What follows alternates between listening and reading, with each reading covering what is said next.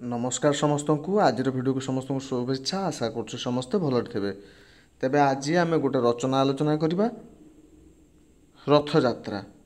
यही रथयात्रा रचनाटी को तुम मैंने निज शैली निजे लिखापी चेष्टा कर मुझे संग्रह करुच्ची तुम मान केवल एक आधार पाई केवल एक उदाहरण निमित्त केमिति लेखा हुए कौन लेखा जाए तुम जानापी किंतु मु तुम मान सब भली कही रखी भिडटी देख बुझब पढ़ एवं शिखब किंतु जो लिख निज अनुजाई लिखापी चेष्टा कर।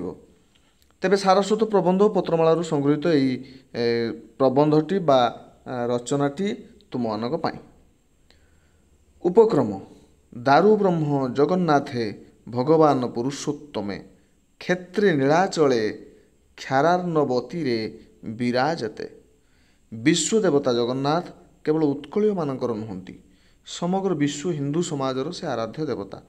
तांकर बासस्थली पवित्र महोदधीर तट प्रदेशस्थ नीलाचल श्रीमंदिर मध्यस्थ रत्नसिंहासन। से सेठारे ज्येष्ठ भ्राता बलभद्र और भगिनी सुभद्रा सह समासीन। तांकर परम पवित्र बासस्थली शंख क्षेत्र तथा पुरुषोत्तम क्षेत्र नाम परिचित। भारतर चतुर्धाम नाम यह अन्यतम और श्रेष्ठ। यही पुरुषोत्तम क्षेत्र संप्रति पुरी नाम प्रसिद्ध।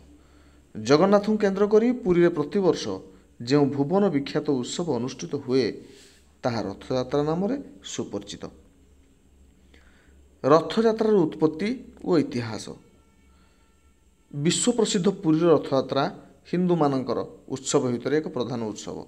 रथयात्रार उत्पत्ति और इतिहास जेभली प्राचीन से भली संशयाच्छन्न। विभिन्न संहिता पुराण और धर्मशास्त्र यार साक्ष्य। स्कंद पुराण पद्म पुराण नारद पुराण नीलाद्रि महोदय वामदेव संहिता और सूत संहितार जगन्नाथ रथयात्रार वर्णना रही। श्रीमंदिर समाचार रथयात्रार उत्पत्ति संपर्क में आलोकपात करा जायछि। जेतेबेले जगन्नाथ धर्मर प्रथम प्रवर्तक महाराजा इंद्रदुम्न श्रीक्षेत्र को आसिले सेतेबेले से शबर पूजित माधव विग्रह को देखा पाई पारे ना। यही नैराश्य मध्य देवर्षि नारद स्वप्नादेश अनुसार इंद्रदुम्न पुरुषोत्तम क्षेत्र में यज्ञकर्म अनुष्ठान करे। उक्त यज्ञकर्म ही पुरुषोत्तम क्षेत्रर सर्वप्रथम आध्यात्मिक कर्म और जगन्नाथंकर यही उन्मोचन कर्म को नहीं रथयात्रा बा घोषयात्रा होइथिबाई सार कथा। रथयात्रार अन्य नाम गुंडीचा यात्रा बा श्री गुंडीचा। पुराण वर्णित मालव राजा इंद्रद्युम्न राणी यही यात्रा प्रचलन करथिबा हेतु तांको नामानुसारे गुंडीचा यात्रा होइअछि। चोलगंगा राणी गंडीरोड़ी प्रवर्तित यात्रा कालक्रमे गुंडीचा नाम ख्यात बोली कहुए। अन्य आलोचकों मतरे गुड़िशा काठ बा गुड़िशा शब्दरू गुंडीचा शब्दर सृष्टि। 10 अवतार बुद्ध अवतार अन्यतम। जनश्रुति कहे बुद्धंक दंत जगन्नाथंक मध्य अवस्थित। सुतरां बुद्धंक स्मृतिचारण उद्देश्य रथयात्रा प्रवर्तित होइथिबा कहुए। रथयात्रार प्राचीनता संबंध में पुराण इतिहास जना जाए जे भारत और भारत बाहर रथयात्रार प्रचलन मध्य थिला। सूर्य आकाश पथरे रथर यात्रा करने कथा पुराण कहे। अतीत कोणार्कर सूर्य मूर्ति को रथरे बसाई परिक्रमा करा जाउथिला। चैत्र मासरे बौद्ध मानकर अनुष्ठित रथयात्रा को मत्स्येन्द्र यात्रा कहुए। जगन्नाथंक रथयात्रा सह यार साम्य थिबा जणा जाए। नेपाल रे बैशाख मासरे अनुष्ठित भैरव यात्रा ही रथयात्रा। कारण विमला भैरवी यात्र जगन्नाथस्तु भैरव। पुनश्च नेपाल रे शिवलिंग को रथरे बसाई रथ टणा जाए। फाइयानंक भारत भ्रमण वृत्तांतरे बौद्ध मानकर रथयात्रार उल्लेख अछि। एपरिकी तांको भ्रमण पथरे मध्य एशियार खोटान अंचल बौद्ध त्रिरत्नर रथयात्रा निजे देखिथिबा कथा भ्रमण कहानी रे लिखिछन्ति। विजयनगर हाम्पी ठारे रथाकृति मंदिर और रथयात्रार विवरणी इतिहास मिले। भुवनेश्वर रे प्रतिवर्ष लिंगराजांकर रुकुणा रथ चले।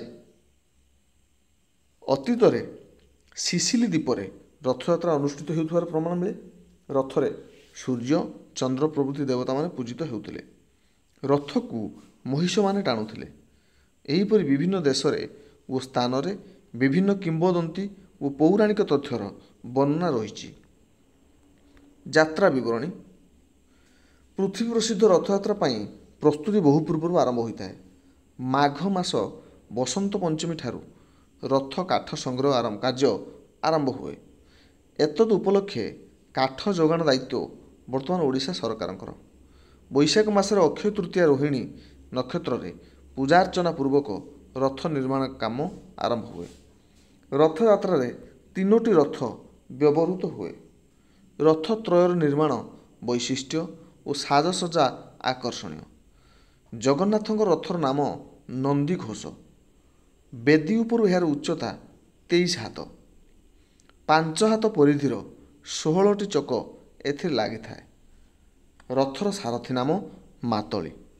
ରଥରେ ଶୁକ୍ଳବର୍ଣ୍ଣର 4ଟି ଅଶ୍ୱ ଲଗାଯାଇଥାଏ। ରଥ ସତ୍ୱଗୁଣଯୁକ୍ତ ଓ ପୀତ ବସ୍ତ୍ର ଆଚ୍ଛାଦିତ।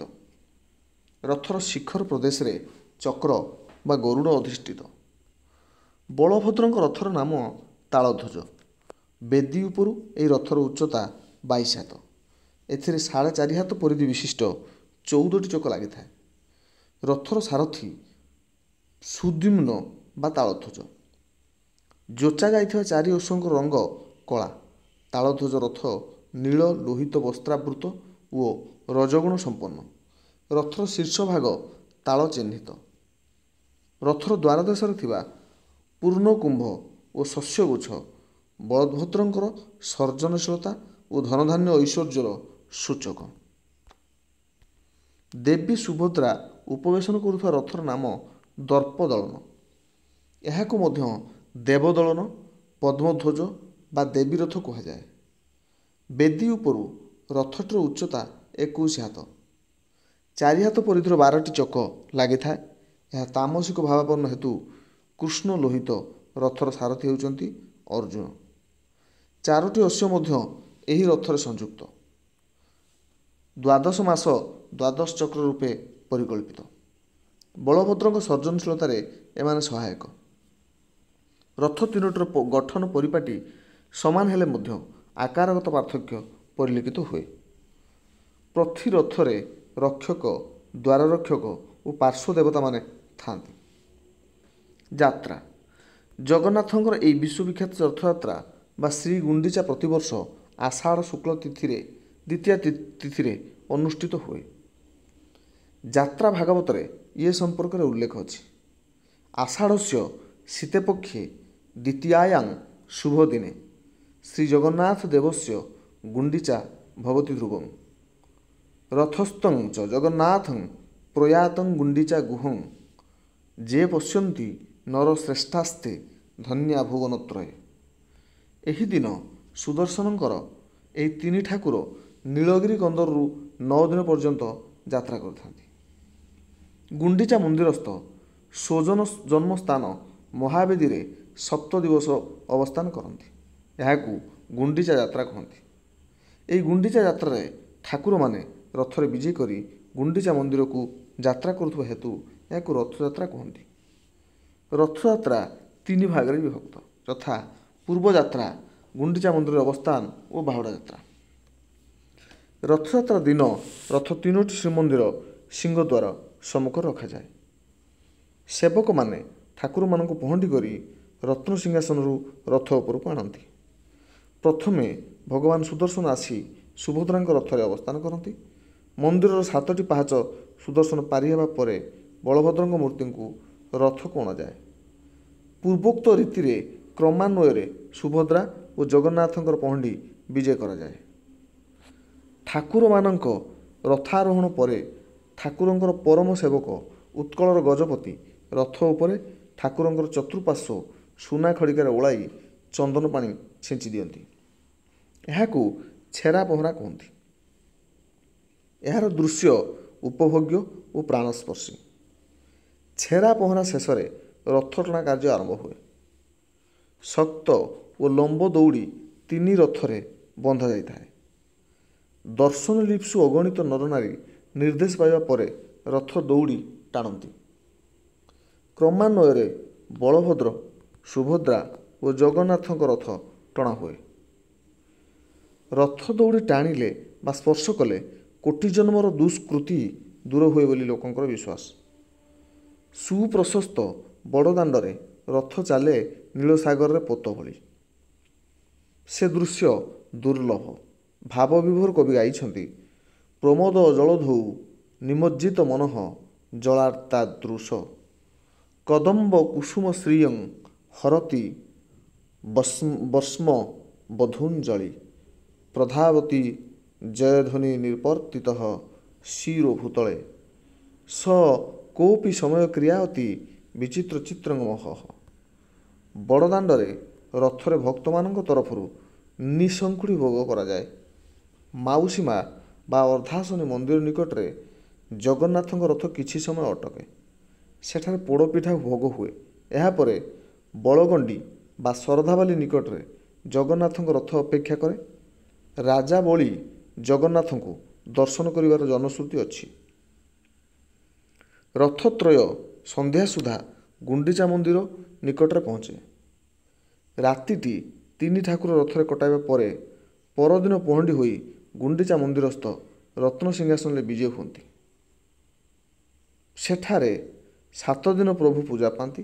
ନବମ ଦିନ ତିନି ଠାକୁରଙ୍କୁ ରଥରେ ବସାଇ ସିଂହଦ୍ୱାର ନିକଟକୁ ଅଣାଯାଏ। ଏହାକୁ ବାହୁଡ଼ା ଯାତ୍ରା କହନ୍ତି। ଏକାଦଶୀ ଦିନ ରଥରେ ତିନି ଠାକୁରଙ୍କର ସୁନାବେଶ ହୁଏ। ତା ପରଦିନ ରତ୍ନସିଂହାସନରେ ଠାକୁରମାନଙ୍କର ଅର୍ଚ୍ଚନା କରାଯାଏ।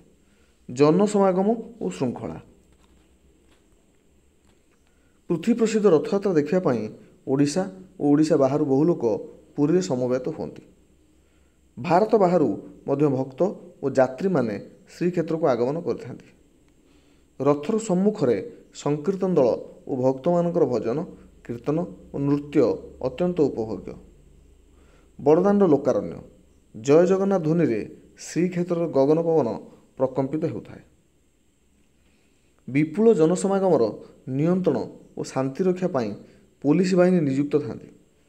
ବିଭିନ୍ନ ସ୍ୱେଚ୍ଛାସେବକ ଦଳ ଜନସେବାରେ ବ୍ରତୀ ହୋଇଥାନ୍ତି। ନିରୁଦ୍ଦିଷ୍ଟ ବ୍ୟକ୍ତିମାନଙ୍କର ସନ୍ଧାନ ପାଇଁ ଡାକବାଜି ଯନ୍ତ୍ର ଅହରହ କାମ କରୁଥାଏ। ସ୍ୱାସ୍ଥ୍ୟ ରକ୍ଷା ପ୍ରତି ବିଶେଷ ଦୃଷ୍ଟି ଦିଆଯାଇଥାଏ।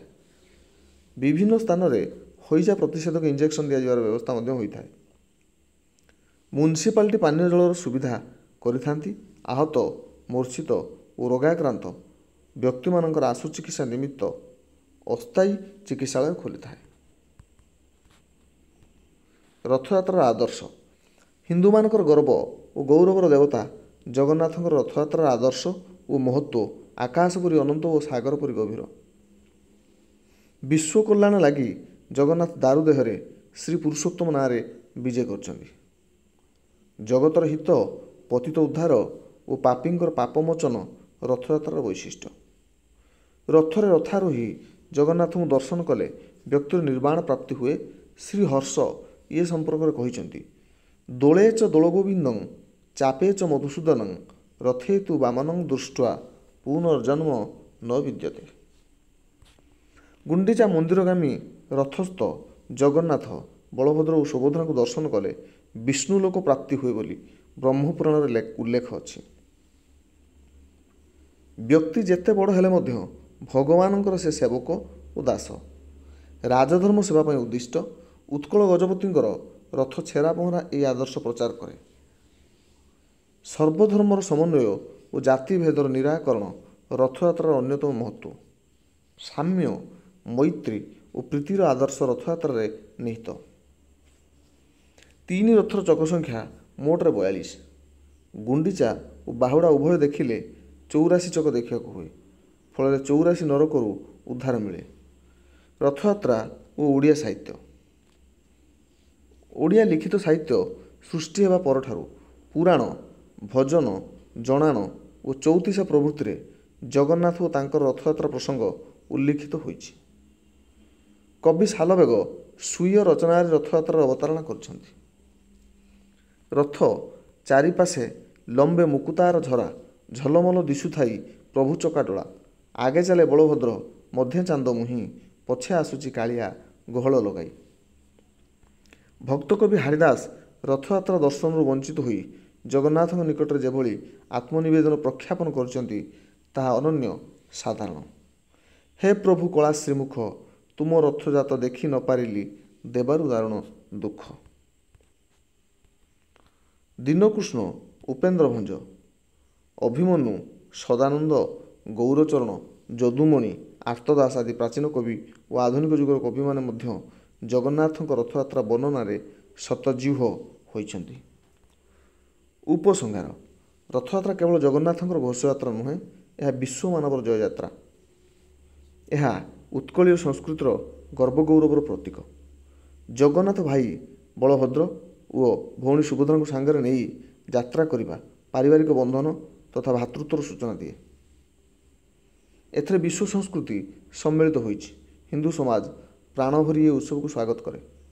ବିରାଟତା କେବଳ ରଥଯାତ୍ରାର ବୈଶିଷ୍ଟ୍ୟ ନୁହଁ, ମହାନତା ଏହାର ନିର୍ଯାସ। ଅପୂର୍ବ ମାନବ ପ୍ରୀତିର ଏହା ଦୃଷ୍ଟାନ୍ତ। ଯୁଗେ ଯୁଗେ ରଥଯାତ୍ରା ମାନବ ସମାଜକୁ ସ୍ନେହ, ସଦିଚ୍ଛା, ସଂଯମ, ସମତା ଓ ବନ୍ଧୁତା ଅର୍ପଣ କରିଆସୁଛି। ଓଡ଼ିଶାର ପୁରପଲ୍ଲୀରେ, ବିଶେଷତଃ ସାବରକ୍ଷେତ୍ର, କୋରାପୁଟରେ, ବାରିପଦାରେ, କଟକରେ ହେଉଥିବା ରଥଯାତ୍ରାରେ ହଜାର ହଜାର ସଂଖ୍ୟାରେ ଯାତ୍ରୀଙ୍କର ସମାଗମ ହୁଏ। ଜଗନ୍ନାଥଙ୍କ ରଥଯାତ୍ରା ଆଜି ଭାରତ ଅତିକ୍ରମ କରି ଲଣ୍ଡନ, ନ୍ୟୁୟର୍କ, କାଲିଫର୍ଣ୍ଣିଆ ଓ ମଣ୍ଟ୍ରିଲ୍ ଆଦି ପାଶ୍ଚାତ୍ୟ ଭୂଖଣ୍ଡରେ ମଧ୍ୟ ଅନୁଷ୍ଠିତ ହେଉଛି। ସେ କରୁଣାମୟ ଜଗନ୍ନାଥ ପ୍ରତିବର୍ଷ ରଥଯାତ୍ରା କରି ମାନବ ସମାଜକୁ ଆପଣାର କରିଥାନ୍ତୁ। ତ ପିଲାମାନେ, ଆଜି ପାଇଁ ଏଇଠି ଏତିକି ଥିଲା ଏହି ରଚନାଟି। ଏହା ସାଧାରଣତଃ ଆକାରରେ ବହୁତ ବିଶାଳ ହେଇଛି, ତେଣୁ ତୁମେମାନେ ପିଲା ଶିଖିବ ଯେତିକି ଆବଶ୍ୟକ, ପିଲାମାନେ ତୁମେ ସେତିକି ଲେଖିବ, ଅଧିକ ଲେଖିବା କିଛି ଆବଶ୍ୟକ ନାହିଁ। ଧନ୍ୟବାଦ ଭିଡ଼ିଓଟିକୁ ଶେଷ ପର୍ଯ୍ୟନ୍ତ ଦେଖିଥିବାରୁ। ଯଦି ଭଲ ଲାଗିଛି ଲାଇକ୍ କରିବ, ନିହାତି ଅନ୍ୟମାନଙ୍କୁ ସେୟାର କରିଦିଅ।